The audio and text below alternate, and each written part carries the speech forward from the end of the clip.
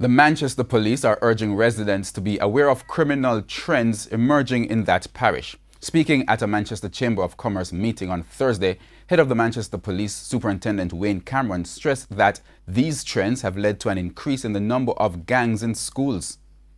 311.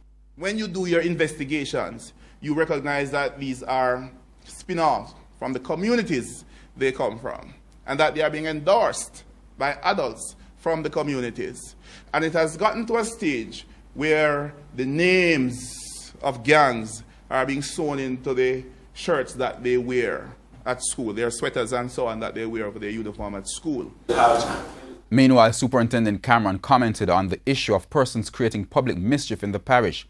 He pointed to a recent circulation of a WhatsApp message of stories of abduction and rape. Well, let me just advise you that we have had females who have been coming to us and have been creating these stories. So we have had two so far, where we, following our investigations and unraveling the story, we found out that they actually lied to us. They actually went elsewhere, spent the night, and then created a story to cover their track. In doing so, they have to come to the police and make that report to make it seem as authentic as they possibly can. Superintendent Cameron noted that both females have been taken into custody. One was charged with creating public mischief and is to appear before the courts soon. The other, who is below the age of 16, is also expected to be charged.